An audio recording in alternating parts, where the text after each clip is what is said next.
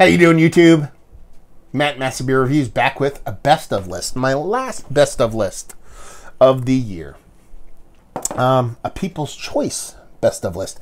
I had I wanted to do a couple new best ofs. I didn't know what to do, so I figured I'll do like a People's Choice. I'll put out a bunch of different options, and I'll have people vote on it. And I was going to do one, but I'm going to do two because they ended up tying. The top two options, essentially. They're like one vote off. So I was like, okay, I'll do both of them. The other one was my favorite new breweries. I posted that already. Go check that out. And this one is actually my favorite Beertubers. This one's going to be a little bit polarizing, I guess. I guess it goes to show you, who am I watching? Who am I listening to? It's a weird list to put together because it's like, I don't know. It's just kind of weird. I'm not going to rank this. I'm not going to go 10 through 1. I'm just going to list people. So there's not going to be a ranking. These are the people I watch. I've said this in the past. I don't watch a ton of Beertube. I have in the past probably 6 months or so. I just have a hard time, you know what I mean, finding time to watch. But now I work about an hour away from my job. I work from home a day or two a week, but I have about 2 hours of commute time now. So outside of a podcast, I'll pop on a bunch of Beertube. I listen to it. I don't watch it, so I'm safely driving. But these are the guys that I check out. These are the guys that pique my interest when it comes to things they have to say about beer. And just, some of these people are people I met in real life that I just like. I like their take. I like who they are, so I like to listen to them. So let's get started. First things up. Joe over Joe's Arcade. Listen, the dude crushes it on the hazies. He just got done doing his stoutness. And he just did a bunch of stout beers. But essentially, almost all the beers he reviews are either big, huge barrel-aged whales or hazies. Nothing wrong with that, but he does a really good job with it. The dude's personality is infinitely positive. You can't help but like the guy. It's like the literal polar opposite of me. But his attitude's great. He's a Patriots fan. That kind of sucks, but even I can't hate him for that. Even, you know what I mean? But he's just a super good dude, and he likes his beers, and he'll be the first person to be like, I don't know what I'm talking about. I'm just talking about what I'm tasting, and that's kind of what I think beer should be. I have had some people kind of come at me and be like, oh, are you BJCP judge, or you shouldn't do this, and be like, you know what? It's all about having fun and about telling people what you're tasting. You should know a little bit about things just so you don't come off like an idiot. And he never does. You know what I mean? So, love that dude.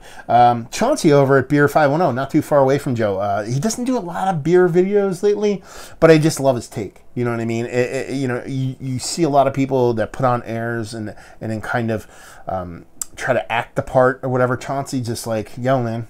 Here's a beer. It's awesome. Plus, he did a couple of music videos that not like actual music video, but breaking down like what was the anniversary of like Wu-Tang and Tribe Called Quest. The videos like that. I like it when people skew away from the beer every now and then. I actually don't ever do it, but I dig it when some people do it and do it well. And his takes on beer are awesome. And what he's doing now, he's been going out to different breweries and kind of doing things outside of the beer review stuff. Like I said, he hasn't been doing a lot of stuff lately, but I still tune in on his channel when he posts stuff. Mike and Sean over at Nerd Sense, just super good dudes. You know what I mean? They're just fun. They're kind of, they're very similar, but very polar opposite at the same time. And they're just super beer geeks. They're super geeks in general. This kind of beer is one of those geeky things that they both enjoy. And, they do their fair share of, New England-based stuff. But stuff outside of there, they jumped on the mystery beer train. That's cool. They do a lot of live show stuff. And they're just, there's no kind of elitism or any snobbery involved. And that's one of the kind of, I think, a theme you'll see through a lot of these people that I watch. Terry K over at Beer Goggles. He doesn't do anything anymore, but I still go watch some of his old reviews, man. He's just like, that's like listening to like sage advice right there. The dude just, it was awesome. Like, go watch his Thomas Hardy review. It's one of my favorite beer reviews I've ever seen on there. He does like a 1968 Thomas Hardy. I literally, sometimes I put that on instead of Pornhub. Yeah, he's just, just the way he talks about beer. I don't want to say the way he talked because I know he's still alive and stuff. He doesn't post beer reviews anymore. But just in the insight and the way he kind of talks about stuff, there's a little bit of poeticness to it. And yeah, It's going to be, there's a lot, and being, how do I say this? Being that he's in England and a lot of beers he reviewed wasn't the new school crazy hazy stuff, a lot of what he's talked about with beers holds up. Because you could say something about an aged beer or a Belgian and have it hold up years down the road, where a lot of these hazies kind of change over time or they're not readily available. So that stuff is more time tested than anything else. James over at Rampant Lion, he's probably one of my favorite listens in general, just because he goes out of his way to give you an in-depth history about the brewery and what they do, and about the beer itself. And his beer reviews are fun. They're really long. Like, my beer reviews are long, but his are like 20-30 minutes a piece. Some people fucking can't stand it. I can dig it. I dig it, especially because his beer reviews are similar in mine in the sense that he's very structured. So you can, like, if you don't like a certain section, you can easily kind of cut across and stuff like that. But you know what I mean? The way he breaks down your brewery history, the beer history, and just kind of covers the beer itself, I dig it. I like it. It works for me. Thomas Opent, beer reviews. Dutch beer reviewer, does a lot of his beer reviews in Dutch. But he does English ones. And it's so funny because he would talk to me all the time about beer reviewing right before he got into it and right when he started.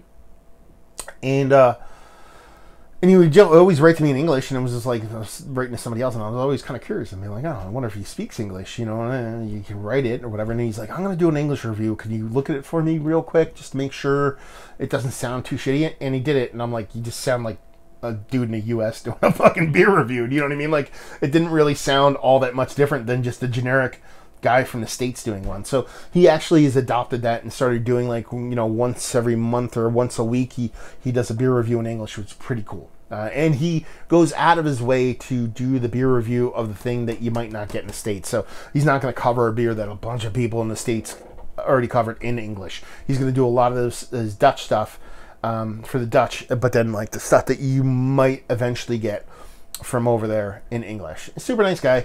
Kind of in the same vein, I like Beer Geek Holland is another one, and I don't want to lump them together. But Remy over there, he does everything in Dutch. So I don't watch a ton of his reviews. I do every now and then. If it's something it's weird because I'll watch it and it's always in Dutch, and sometimes I can kind of pick up what he's saying, but he doesn't do a bunch of stuff in Dutch. So if you speak Dutch, those are two people you want to clue into, especially if like that's a native language to where you can actually understand what's going on. But like I said, Thomas does the ones in English, so that's cool. Peter over Master Hoppets. I mean, he's like OG status. You know, he is kind of similar in Joe that he's an infectious personality. He knows what the fuck he's talking about. He covers a lot of beers, from not just hazies, but stouts to, you know, Euro beers, from Belgian beers, English beers, the whole nine. There's no kind of rhyme or reason or kind of agenda to what he covers. And, you know, he's inherently a very positive person. That comes off in the beer reviews. So it's just, you know, it's easy, well done. Probably one of the more streamlined and professionally done versions of beer review. Oh, again, the polar opposite of me. Rob at Hobbsy. He's by far and away my favorite UK guy. Because he covers a lot of stuff that I can actually get. You know what I mean? I think he must live next to a bottle shop or have something to do with a bottle shop, because he gets a lot of United States-based stuff, but he does a lot of English-based stuff. And again, he knows what the fuck he's talking about, but he doesn't have enough kind of uppityness to kind of come off as a douchebag. Comes off very salt of the earth, and like I said, knows what he's talking about. Well, at the same time, he actually has a fucking personality. Who would have thunk it? Has a personality, and just genuinely good dude. You know, is very not a douche. You know, like me. Anyway, next, Kyle from No Hype Beer Reviews. Super nice guy. Like, probably a little bit too nice. A little bit too nice, Kyle, but I can dig it. We've actually met a couple times. I did a couple podcasts up and around the Binghamton Way when he lived up there. He kind of came and I don't want to say tagged along. I invited him to come, but came and did the podcast with me. And yeah, just super good dude. He's in the beer. You know, what kind of statement is that? A guy who films himself and talks on YouTube about beer is in the beer. Fucking hot scoop I'm delivering right now. He's just a super nice guy. You know, he knows his beer. He's growing into beer while he's reviewing it a little bit. Hopefully that doesn't come off as a negative. I don't mean it that way. You know, when you meet someone in person and they're a genuinely good dude, it's hard not to like him. So he's probably one, and plus it resonates a lot with me since he's relatively close to me. A lot of the beers he covers are beers that I can get, so it kind of makes sense for me to kind of listen and watch his stuff. And last but not least, Joe at the Beer Patrol. Listen, Joe's OG status. His channel hasn't been around all that long, less than a year, I believe, but he's been in the beer game, especially the beer tubing game, for a very long time. It was a running joke between bulk of the. He lives in Buffalo, so he cohorts or canoogles or whatever you want to call a lot with those Canadian beer tubers, and which are none are on this list, which is weird. But he does a lot of stuff with those guys up there, and it was a running joke that one day he's going to start a channel, but he actually ended up starting one. And he's probably the most clinical, thorough person when it comes to it. I think he does an amazing job of being concise, saying, like, he doesn't ramble on like me. He doesn't and on, you know what I mean, like me. He'd speak well. His beer reviews are very structured. He definitely understands what the fuck he's talking about. He'll always kind of tongue-in-cheek say, you know, his palate's shit. Well, you know what, it's not. And he's probably the person that does the most thorough job with it without being too overtly long. Like, he rarely kind of gets off in tangents and gets all weird or anything like that. It's very concise. It's very well thought out. But I don't think a lot of it's scripted, too. You can kind of tell that with beer people. There's a lot of people that aren't on the list because you can just tell. They're just fibbers and they just, you know, script half of their shit. He's just he's knee-jerk, but at the same time, he knows what he's talking about, so it just comes off natural. He's a good dude. He's a nice dude. He's my friend. What can I say? So there you go. Those are my favorite beer tubers. The beer tubers that I actually watch from time to time. While I'm driving my car, put a little towel over my phone so I don't peek down and crash into people doing 100 miles per hour. So there you go. A little People's Choice Award for y'all. So hopefully you guys enjoyed the lists. Enjoyed this list, every other list. Let me know if there's somebody on here that you're like, this person does a really good job with beer reviews. Check them out. Or you'd be like, I think this person sucks ass. Let me know that one. Definitely down there, write that in big, huge fucking letters how much that person sucks. I want to know that for sure. And, yeah. Might not do this list again next year. I don't know if there'll be 10 new beer tubers that I'll be into, but it's a fun list to do. I get to shout out a bunch of people that I think do a good job, and that doesn't suck. So there you go. Oh, and if you're not on this list, it's not like, you know what I mean? Listen, Maxwell Starr from up in Canada, Kent Beer Reviews. There's a bunch of guys that I watch your videos. I just made a list 10 deep, so it's because you're not on here. I'm not giving you a big fuck you or anything like that. It's just, these are the people I watch the most that end at 10. So there you go. No list for you. Hopefully you guys enjoyed it. Hopefully you go check these guys out. I'll put their links to their channel down there eventually. I probably won't do it right when I post, but it'll eventually be down there. Hopefully you guys enjoyed the whole beer tubing year. Hopefully you enjoy it going forward. Hope to see you next time. Cheers.